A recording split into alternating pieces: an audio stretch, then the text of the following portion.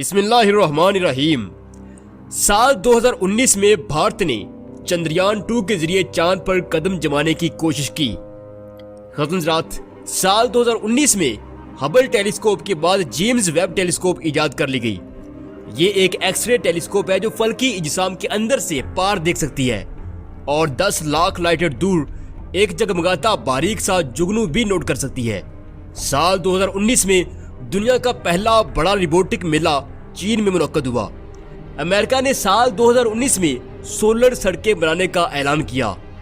حضرات، سال 2019 میں بے شمار ایجادات ہوئی، بہت ساری ڈسکوریز ہوئی، کئی نئے نظریات نے جنم لیا اور کئی پرانے غلط ثابت ہوئے۔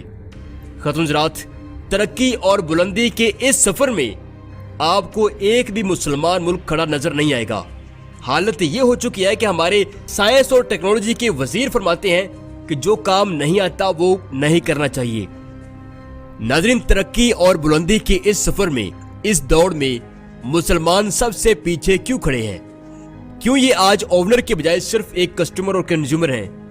یہ ان کے کس خاص جرم کی سزا ہے؟ وہ کون سی غلطی ہے جو ان کا مقدر لے ڈوبی؟ حضرات، آج ہم اس خاص غلطی کو پوائنٹ آؤٹ کریں گے۔ اس ویڈیو کو اینڈ تک ضرور دیکھیے گا کیونکہ اس میں آپ کے لیے کچھ خاص ہے۔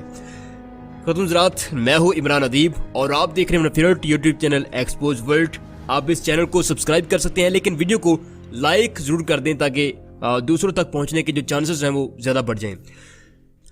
ناظرین کرام، ہم وہ امت، تہذیب اور قوم ہیں جن کو رب کائنات نے دنیا کے جینیس ترین سپاہ سالار، سائنسدان اور اسکالر دیے تھے۔ وہ لوگ جن کے دیے نظام کے اوپر آج دنیا کا کارزار حیات چل رہا ہے، وہ پھول جن کی خوشبو سے آج بھی زمانے مہک رہے ہیں۔ حضرات، یہ لوگ امت کے لیے قدرت کا عظیم تحفہ تھے۔ یہ نوبل پرائز یا اس سے بھی آگے کے حقدار تھے، لیکن جب یہ اپنی آخری عمر میں پہنچے، جب مسلمان ان سے اپنا کام نکال چکے تو انہیں ذلیل کر کے دنیا سے رخصت کیا۔ ہماری یہ مطلب پرستی جو ہے وہ خالق کو پسند نہیں آئی، لہذا آج ہماری ماؤں کی کوکھ سے گدھے اور گدھ پیدا ہو رہے ہیں۔ حضرات، بلا شبہ ہم تاریخ کے ایک سنہرے ترین دور سے گزرے ہیں، لیکن اس سنہرے ترین دور کو ہم نے کس طرح اپنے ہاتھوں سے ختم کیا یہ بتانا بہت ضروری ہے۔ حضرات، محمد زکریا الرازی، عظیم مسلمان سائنسدان جنہوں نے جراثیم دریافت کیے، زمین کی کشش شکل کو دریافت کیا، سرجری ایجاد کی اور دماغی امراض پر تحقیق کی، آج نالج آف میڈیسن کا ایک بہت بڑا حصہ ان کی کتاب الحاوی پر کھڑا ہے۔ وہ وجود جس نے مسلمانوں کو علم کی بینائی دی، مسلمانوں نے آخری عمر میں اس عظیم وجود کو اندھا کر کے ذلیل کیا۔ ناظرین، کرپٹو انالیسس کے بانی علم آواز میں دنیا کا پہلا masterpiece, knowledge of medicine میں کئی ایجادات کے موجد عظیم مسلمان سائنسدان ابو اسحاق الکندی بھی جب اپنی آخری عمر میں پہنچے تو انہیں قید کر کے بھوکا پیاسا رکھا گیا۔ حضرات، عظیم مسلمان سپاہ سالار طارق بن زیاد سے کون واقف نہیں ہے؟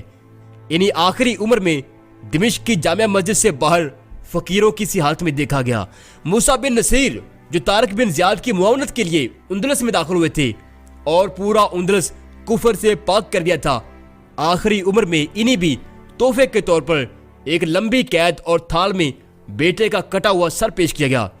حضرات، 14ویں صدی کے آخر میں عظیم جہازراں اور جغرافیہ داں محی الدین پیری جو کہ آج بھی رئیس البحر کراتے ہیں یورپ کے اندر، جن کے بنائے نقشے حیرت انگیز حد تک کچھ اس طرح ہیں کہ انہیں سیٹلائٹ کے بغیر ڈیزائن کرنا ممکن ہی نہیں تھا۔ انہوں نے زندگی کے 90 سال سمندروں میں شارٹ کٹ راستے دریافت کرتے اور مسلمان فوجوں کو جلد از جلد ٹارگٹ تک پہنچانے کا کام کیا۔ 92 سال کی عمر میں انعام کے طور پر انہیں غدار بول کر ان کا سر قلم کر دیا گیا۔ حضرات، امام احمد بن حنبل رحمۃ اللہ علیہ کے ساتھ کیا ہوا اب وہ بھی جانتے ہیں۔ سلطان صلاح الدین ایوبی پر سب سے زیادہ قاتلانہ حملے خود مسلمانوں نے ہی کیے۔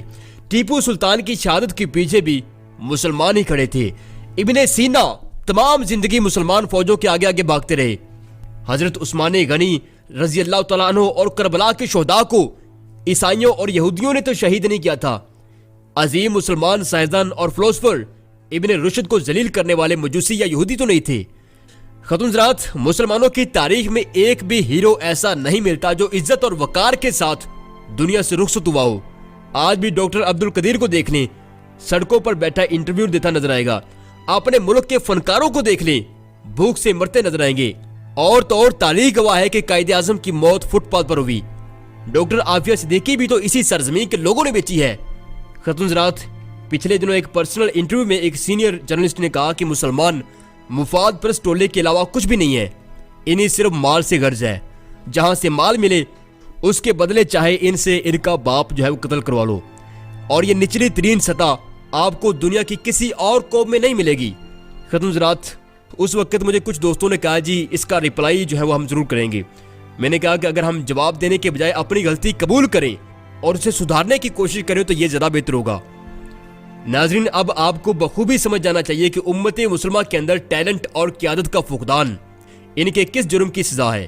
جو قومیں اپنے ہیروز کی شکر گزار ہوتی ہیں، دراصل وہ رب کائنات کی شکر گزار ہوتی ہیں، پھر خدا انہیں مزید نوازتا ہے اور نوازتا چلا جاتا ہے، یہاں تک کہ وہ چاند پر قدم رکھتے ہیں، پھر مریخ ان کے آگے سرنڈر کرتا ہے، پھر پوری گلیکسی اپنے آپ کو ان قدردانوں پر عیاں کرنے لگتی ہے جو اپنے ہیروز کا احترام کرتے ہیں۔ مسلمان آج بھی اگر اپنے اس سنگین جرم سے توبہ طائب ہو جائیں، اپنی زندگی میں عزت اور احترام کو مقدم جانیں، تو یقیناً بہت کچھ چینج ہو سکتا ہے۔ یاد رہے، جب تک کوئی قوم وحدت پر قائم رہتی ہے، وہ لالچ اور خوف کی پرواہ کیے بغیر ایک دوسرے کا ہاتھ تھامے رہتے ہیں، وہ ایک دوسرے کی قدر کرتے ہیں، تو قدرت اس وحدت میں اپنا خاص فضل شامل حال کرتی ہے۔ ختم حضرات، آپ لالچ میں آ کر اس امت اور ملک کو ذاتی فائدے کی بھیڑ تو چڑھا سکتے ہیں، لیکن آنے والے وقت میں آپ کی نسلیں رل جائیں گی۔ آپ دیکھ نہیں رہے، پوری دنیا میں صرف پاکستانی یوٹیوبر ایسے ہیں جن کو کنٹینٹ کے کاف کا بھی نہیں پتا۔ ممبر پر بیٹھے ملاح کو کشتی پار لگانے سے زیادہ کمانے کی فکر ہے۔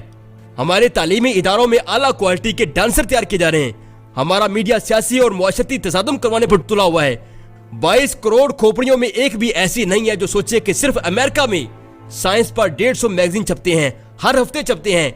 اسرائیل میں 40 کے لگ بھگ سائنس میگزین اور تقریباً 10 چھوٹے بڑے ایجوکیشنل چینل ہیں، اور ہمارے ملک میں ایک بھی ایسا میگزین نہیں ہے جو لوگوں میں سائنسی شعور ابھارتا ہو، جو اسٹرونومی اور سپیس پر کام کرتا ہو، جو لوگوں میں سوال پیدا کرتا ہو کہ قدرت کیوں، کیا اور کیسے کرتی ہے۔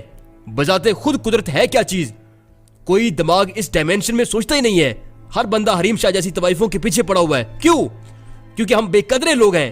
اللہ نے ہم سے سوچنے کی طاقت ہی چھین لی، وہ دماغ ہی چھین لیا جو قوموں کی عظمت کا نشان ہوتے ہیں، کیونکہ ہم اپنے مقدر کے ستاروں کو نوبل پرائز کے بجائے فٹ پاتھ پیش کرتے ہیں، یا انہیں کام نکال کر بیچ دیتے ہیں، انہیں ذلیل کر کے مارتے ہیں، ان کا ذکر کبھی اپنے نصاب کی کتابوں میں کرنا پسند نہیں کرتے، کبھی اپنے بچوں میں ان پر بات نہیں کرتے۔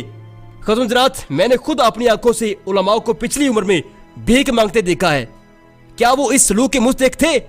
وہ دنیا سے ذلیل ہو کر جائیں اور تم یہاں عزت سے رہو۔ خدا کی سلطنت میں ایسا نہیں ہو سکتا۔